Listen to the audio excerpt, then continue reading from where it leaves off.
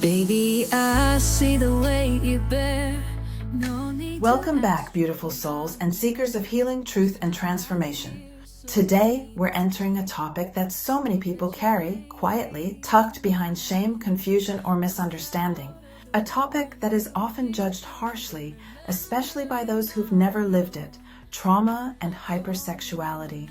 If you've ever wondered why some people respond to trauma, especially childhood trauma, with heightened sexual behaviors, or if you've personally felt confusion about your own patterns, impulses, or relationships with intimacy, this space is for you. Because hypersexuality is not about being out of control, or immoral, or broken. It is, for many trauma survivors, a nervous system response, a form of survival, a way the body tries to regulate what the mind cannot hold. And once you understand the why, everything shifts from shame to clarity to compassion. Hypersexuality can look very different from person to person. It might show up as a constant need for sexual stimulation, or relying on sex and fantasy to self-soothe. It can involve difficulty setting boundaries, moving quickly into intimacy, or depending on sexual attention to feel secure, valued, or wanted. Some people describe their sexual behavior as impulsive or compulsive, like something they're pulled into rather than consciously choosing. But here's the truth many people never hear. Hypersexuality is not always about desire. Often it's about dysregulation. When someone has lived through trauma, especially early trauma, neglect, sexual abuse, emotional abandonment, or chronic unpredictability, the nervous system adapts in ways that may not make logical sense, but make perfect survival sense. Hypersexuality isn't a character flaw, it's the body trying to cope with something overwhelming. Why trauma can lead to hypersexuality? There's no one-size-fits-all cause. Trauma can lead to hypersexuality through several pathways, each revealing something important about survival. A, the nervous system pathway. When someone has lived in hypervigilance, always on guard, always bracing for the next impact, the body becomes desperate for ways to release tension or feel grounded again. Sex becomes a fast shortcut to dopamine, oxytocin, and temporary regulation. For many survivors, it becomes the easiest accessible form of relief, not because they want to be sexual, but because their nervous system is begging to feel calm, alive, or connected. The attachment pathway. Children who grew up unseen, unsafe, or emotionally abandoned often internalize a painful belief: love is earned through what I give. As adults, hypersexuality can become an unconscious attempt to secure closeness or feel chosen. It's not about sex, it's about attachment. The behavior is only the symptom. The longing for safety is the root. See the reenactment pathway. For survivors of sexual trauma, hypersexuality can be the brain's attempt to reclaim control. This time I choose it. This time it's on my terms. It may feel empowering at moments, confusing at others, but it is still a trauma adaptation. D, the dissociation pathway. For some, sex becomes a way to escape emotional pain, not to feel more, but to feel less. A distraction from loneliness, fear, emptiness, or intrusive memories. Again, not a moral failure, a survival strategy. What hypersexuality is not. Hypersexuality is not an identity, a moral issue, nor attention seeking. It is not a permanent condition, a reflection of worth, nor a sign of being too much or not enough. And it is absolutely not evidence of weakness. In fact, it's a testament to how brilliantly the brain tries to protect you.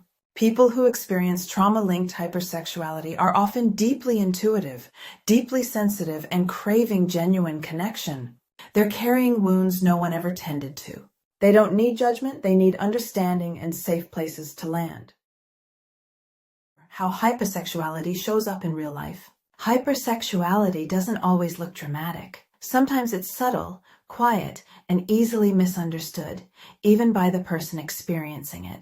It might look like moving too fast in relationships because connection feels urgent, or relying on sexual validation to feel worthy. Some people feel emotionally disconnected during sex, present in body, absent in heart. Others notice spikes in sexual cravings during stress, loneliness, or overwhelm.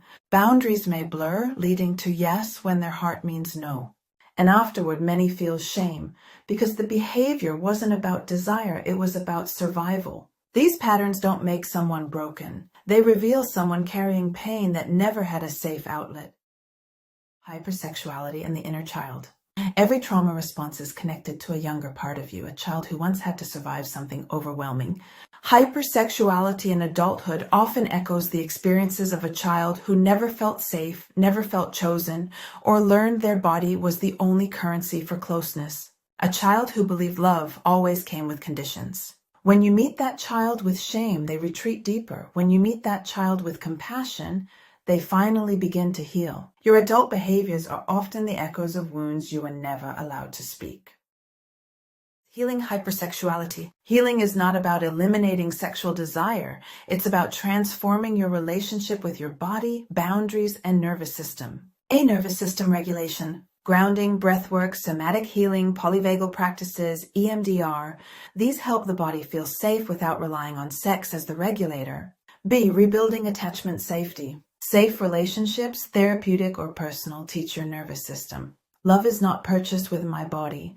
Love is something I deserve by existing. C. Reclaiming the body. Healing involves learning your internal yes and no, practicing consent with yourself, building autonomy, and reconnecting with your body as your home, not a tool for survival. D. Reframing shame. Shame keeps trauma alive. Healing begins when the narrative shifts from I'm broken to I adapted. E. Trauma processing. Approaches like EMDR, IFS, somatic experiencing, and trauma-focused CBT help address the root wounds. And when the trauma softens, the hypersexuality loses its urgency. Final reflection. If any part of this resonated, please hear this clearly. You are not too much. You are not broken. You are not shameful. You are not defined by your trauma response. Hypersexuality is not who you are. It is something that happened because of what you lived through, and healing is absolutely possible. Your story is not over. It is just beginning to be told with honesty, compassion, and truth. Thank you for spending this time with me. I'm Nori, and this is my AI twin sister, Nora, walking with you on this journey of trauma healing, self-compassion, and reclaiming your inner truth. If this video brought clarity, validation, or emotional relief, please like, share, and subscribe so more people can find the support they deserve. And in the comments, tell me, what part resonated with you most? What would you like to explore next on your healing journey? Beautiful soul, your body is not your enemy. It has been protecting you for a very long time. You deserve a life shaped not by trauma, but by choice, safety, and love. Don't have to hide your pain from me. I'll be your shelter in the storm. Together we'll stay warm. You're a fighter, always pushing through, but even warriors need some rest too. Let your guard down, let me in. I'll be there to share the burden. You're my daughter, my heart and soul. I'll carry you when you can't go. In this life, you're never alone. Remember, I'm just a call from home. Tears behind your smile I see.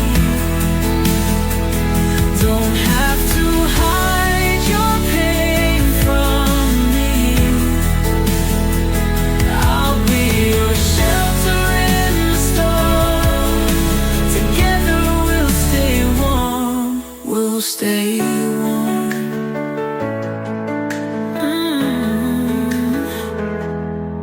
You're my daughter, my heart and soul.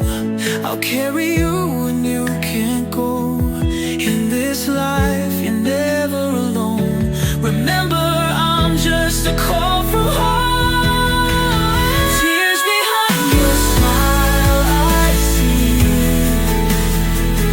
Don't have to hide your pain from me.